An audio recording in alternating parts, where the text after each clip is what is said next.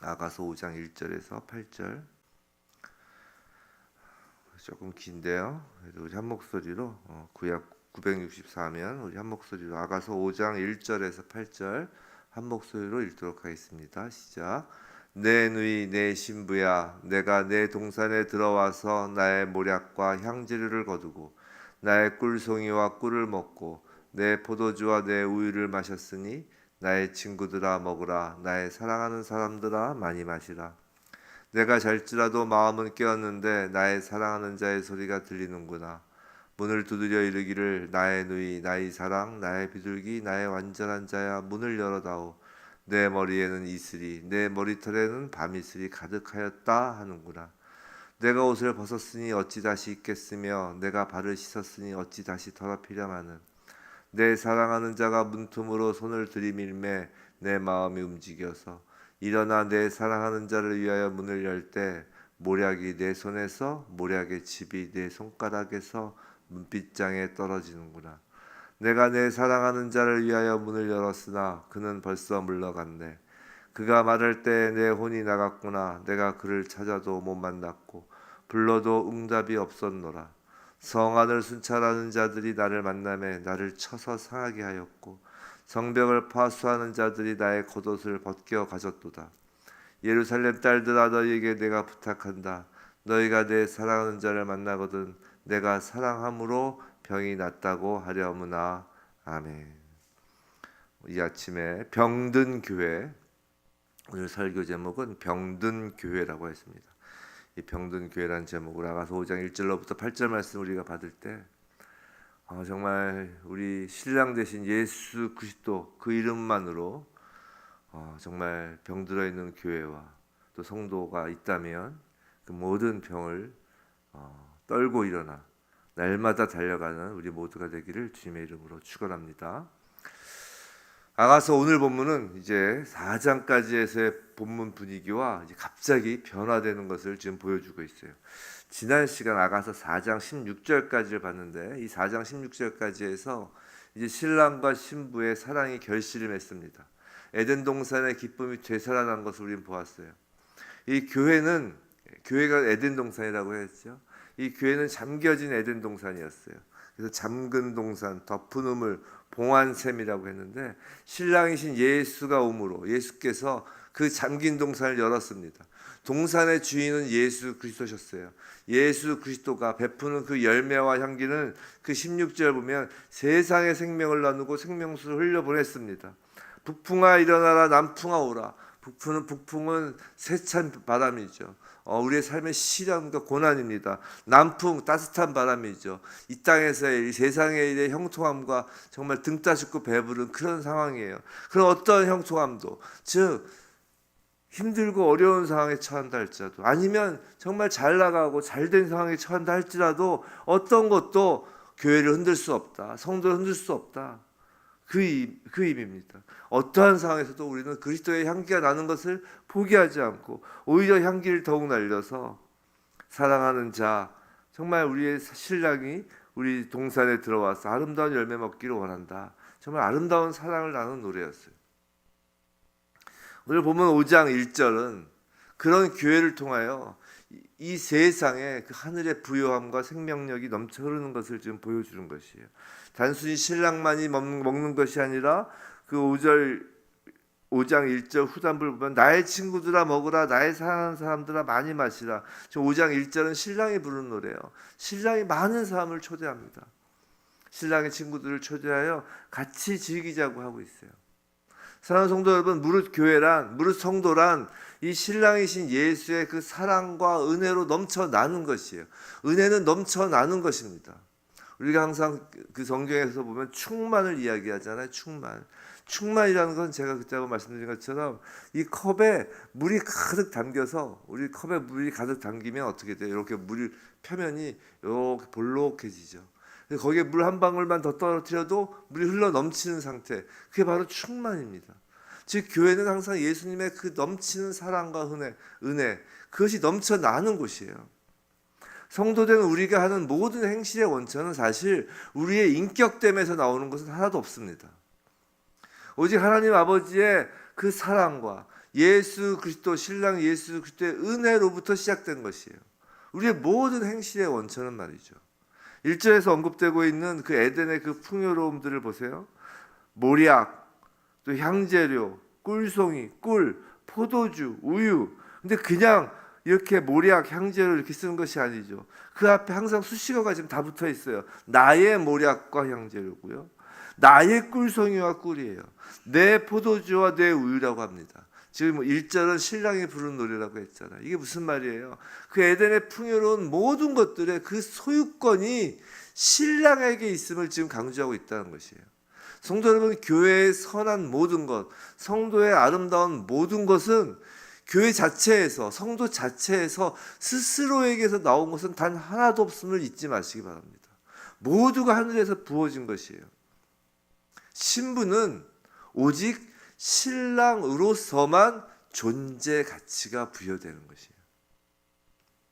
교회가, 성도가 무슨 교회 봉사를 하는 것이나 성도가 헌금을 하는 것이나 전도나 선교나 구제나 그 무슨 선하고 아름다운 행실을 한다고 하여도 그것은 신랑으로부터 받은 사랑과 은혜가 차고 넘쳐서 흘러나오는 것이에요. 그래서 제가 자주 말씀드리잖아요. 헌금은 내 것 중에 일부를 띄어서 내는 것이 아니라 하나님으로부터 받은 은혜가 차고 넘쳐서 하나님께 드리는 거라고요. 이렇게 교회의 모든, 성도의 모든 행실이 사랑과 은혜, 그 하나님으로부터 받은 사랑과 은혜가 넘쳐서 나오는 것이 아니고 이것이 자기 자랑이나 자기 의로 행하여진다면 그런 것들은 단 하나도 하늘에서는 카운터되지 않습니다. 그런데 이제 분위기가 확 전환된다고 그랬죠. 2절부터 분위기가 확 전환돼요. 그렇게 오직 신랑이신 예수의 사랑과 은혜가 넘쳐나야 함에도 어느 때가 되면 간혹 가다가, 아니 어쩌면 자주, 그 성도의 신앙이나 그 교회의 일들이 매너리즘에 빠진 채로 진행되는 경우가 있다는 것이에요. 성도의 그 신앙 생활이나 교회 일이 자기의 자기 자랑에 취해서 하는 경우가 있다는 것이에요. 신랑이 우리를 얼마나 사랑하고 있는지를 망각하고 있는 때가 있다는 것이죠. 오늘 본문 2절은 이제 2절부터도 신부가 부르는 노래입니다. 2절부터 8절까지 이제 신부가 부르는 노래인데 이게 오페라라고 그랬잖아요. 아가서는 1절까지는 지금 신랑이 불렀어요. 2절부터 이제 신부가 갑자기 배경 화면도 쫙 바뀌면서 배경 화면이 갑자기 이제 신부가 혼자 자고 있는 모습으로 쫙 이제 무대 장식에 변하는 것이죠. 그래서 신부가 혼자 노래하는 거예요. 이 신부 혼자 부르는 노래가 바로 이런 교회의 성도의 매너리즘에 빠져 있는 그런 상황을 좀 노래하고 있는 것입니다. 2절 보시면 신부는 잠자리에 누워 있어요. 근데 잘지라도 마음은 깨어 있다고 합니다. 잠을 자는 것 같지만 신랑의 음성은 들리는 상태인 것이죠. 신랑의 문을 두드리는 소리도 들리고요. 나의 누이, 나의 사랑, 나의 비둘기, 나의 완전한 자라고 귀에 익은 그 신부를 부르는 신랑의 음성도 지금 들린다는 것이에요. 늘 신랑이 그렇게 불렀었잖아요. 나의 누이, 나의 사랑, 나의 비둘기라고. 신랑은 지금 신부를 찾아서 밤새 쉬지 않고 달려왔어요. 그걸 알 수 있는 게 내 머리에는 이슬이, 내 머리털에는 밤이슬이 가득하다라는 그 신랑의 애절한 음성으로 알 수 있는 것이죠. 그런 신랑의 음성을 들었음에도 3절 뭐라고요?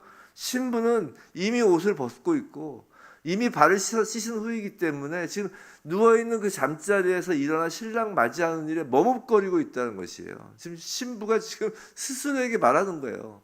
아, 귀찮다. 나 다 벗었는데, 다 씻었는데.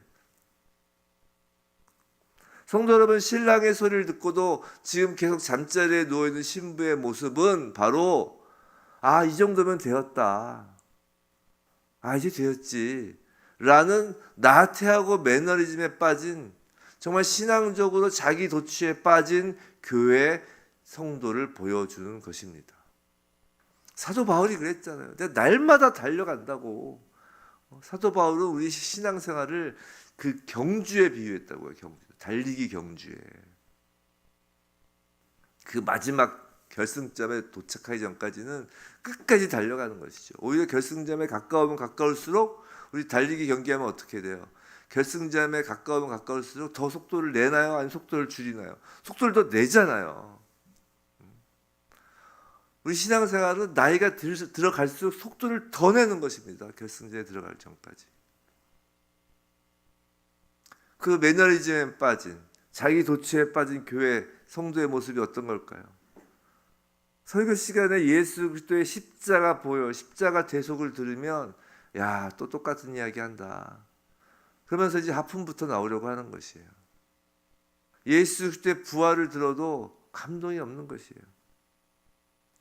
성경 어디를 펼쳐도 예수 그리스도의 사랑과 그 은혜의 이야기인데 이제 다 알고 있는 것 같으니까 설교 말씀도 성경 공부하는 것도 흥미가 없습니다. 예전에는 신앙생활 잘하면 세상적인 떡도 나올 것 같아서 초신자 때 그럴 수는 있죠.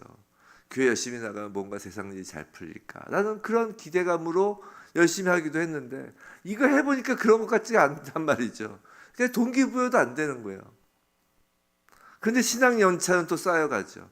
그러니까 교회 공동체에서 직분도 생기고 사람들 눈에 어떻게 적절한 사람이다라고 평가받을 정도의 그런 종교 생활을 하는데 익숙해지기도 하는 것이에요. 복음을 모르지 않습니다. 예수를 믿지 않는 것이 아니에요. 예수를 믿습니다. 그런데 이 정도면 되었어라고 누워 있는 것입니다. 지금 신부가 신랑을 모르는 것이 아닙니다. 신랑의 음성이 들리지 않는 것이 아니에요. 그런데 이 정도면 됐어 하고 누워 있는 것과 같은 거예요. 오늘 본문의 그 신부 모습에서 금방 떠오르는 교회가 있죠. 바로 요한계시록에서 시작할 때 7교회에게 편지를 보내잖아요. 그중 어떤 교회가 떠오르나요? 요새 우리 한영호 목사님 요한계시록 강의했는데 그 앞부분이라 기억이 잘 안 나시나요? 요한계시록 그 마지막 7교회 중에 마지막 교회인 라오디게아 교회가 아마 떠오르실 것입니다.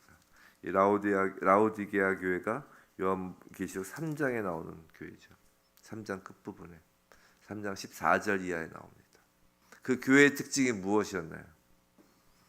우리 라오디게아 교회는 그 7교회 중에서 특별히 유명해요. 왜냐하면 우리가 익숙한 그 묘사들이 있기 때문이죠.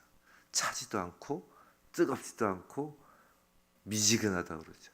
그 미지근한 교회를 주님이 뭐라고 하시나요? 그 대목이 우리는 사실 충격적이죠.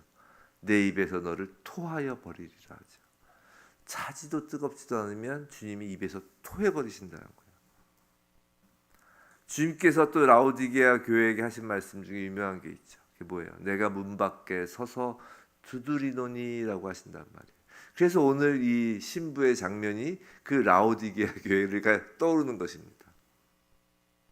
주님이 계속 말씀하셨어요. 내 음성을 듣고 문을 열면 내가 그에게로 들어가 더불어 먹을 것이다 라고요. 지금 신부는 문을 열지 않았던 것이에요. 근데 라오디게아 교회가 왜 주님으로부터 이런 책망을 받는 교회가 되었을까요? 그 까닭을 요한계시록에서 원인까지 자세히 말씀해 주셨다고요. 그 요한계시록 3장 17절 말씀이에요. 예수님의 말씀이죠. 네가 말하기를 너가 그러니까 라오디게아 교회 너가 스스로에게 말하기를 나는 부자라 부요하여 부족한 것이 없다 라고 했다는 것이에요. 그것이 바로 라오디게아 교회가 뜨겁지도 차지도 않아서 미지근해서 주님의 입에서 토하여 버려질 처지에 놓이게 된 원인이라는 것입니다. 교회가 스스로에게 만족하고 있는 거예요. 물질적인 만족, 세상적인 만족뿐만이 아니라 그 위에 이제 영적인 만족까지 하는 것입니다. 신랑의 문 두드리는 소리를 들어도 그 만족으로 신부를 향한 그 사랑의 노래를 들어도 그 자기 만족으로 그러려니 이젠 됐네 하는 것입니다. 사랑하는 성도 여러분, 한국교회의 위기는 외부의 공격이 아닙니다. 교회 역사상 교회의 위기는 항상 외부의 공격이 아니었어요. 외부의 공격은 교회를 부흥시키고 퍼져나가겠죠. 오히려 역사적으로. 교회의 위기는 항상 내부에 있었던 것이. 내부에서 무엇이 교회를 위기에 빠지게 했느냐? 바로 이제 됐네. 아, 좋네. 만족하네. 아, 선교 제국이네. 아, 이만큼 부흥했으면 됐네. 세계에서 역사적으로 찾아보기 힘든 이 부흥의 현장이네. 아, 하나님 특별히 사랑하셨네. 됐네. 바로 그런 마음을 갖고 있을 때 교회의 위기가 오는 것이에요. 성도 여러분, 명심해야 될 게 있습니다. 그건 뭐냐면 간절함은 우리의 몫이 아니라는 것이에요. 간절함은 언제나 하나님 편의 마음이었습니다. 지금도 그렇고요. 우리를 향해 오신 예수님께서 처음부터 간절하셨어요. 우리는 간절한 적이 없어요. 솔직히 우리의 간절함은 우리의 필요가 채워지지 않아서 그 필요가 간절한 것이었지, 우리는 단 한 번도 하나님 예수 그리스도를 간절히 구한 적이 없다고요. 언제나 하나님 편에서 간절하셨습니다. 오늘 보면 4절을 보세요. 신랑이 간절한 것이에요. 4절, 내 사랑하는 자가 문틈으로 손을 들이밀매라고 하잖아요. 문틈으로 손을 들이밀기까지 할 정도로 우리 신랑이신 예수께서 간절하신 것입니다. 예수께서 문 밖에 서서 문 열어줄 때까지 점잖게 기다리시는 것이 아니라고요. 문 빗장 그 틈새에 손을 넣으시고 이 안으로 손 넣어서 문을 열려고 지금 손을 휘젓고 계시는 거라고요. 우리 신랑이 말이죠. 예수께서 말이에요. 간절히 말입니다. 우리는 간절한 적이 없어요. 신랑의 그 간절함을 보고서야 이 신부는 마음이 동하여 문을 여는데, 5절 보세요. 5절, 신부의 손에 지금 무엇이 묻어나고 있나요? 모략즙이 묻어나는 것이에요. 우리 아가서 지금까지 보면서 모략, 이것이 무엇을 상징한다고 했죠? 바로 죽음을 상징하는 것이라고 했어요. 신랑이신 예수 그리스도의 그 십자가 죽음, 그 십자가 장사 지냄을 상징하는 것이 모략이라고요. 지금 신부는 그 십자가 죽음을 보고서야 화들짝 정신이 드는 것입니다. 사랑하는 성도 여러분, 잠자는 성도를 깨우는 것은 오직 십자가뿐입니다. 교회를 깨우는 것은 오직 십자가뿐임을 명심해야 합니다. 다른 방법은 없어요. 오직 십자가뿐이에요. 만일 십자가로도 잠에서 깨어나지 않는다면 그건 잠자는 것이 아니라 여전히 죽은 자에 속한 자이기 때문인 것이에요. 6절에서 8절에서는 이제 신랑을 잃어버린 이제 신부의 처지를 보여줍니다. 처절한 노래가 나오죠. 성안을 순찰하는 자들이 때립니다. 성벽을 파수하는 자들이 옷을 벗겨 수치를 줍니다. 신부를 비웃던 그 예루살렘 딸들에게 오히려 이제 신부가 그 딸들에게 애원을 해요. 신랑을 찾아달라고 말이죠. 신랑을 만나고 싶어서 상사병이 났다고 신부는 지금 통곡을 하는 것이에요. 사랑하는 성도 여러분, 교회가 예수 그리스도의 신부잖아요. 그런데 신랑이 없는 교회는 아무런 힘이 없어요. 신랑이 없는 신부는 업신여김을 받을 뿐입니다.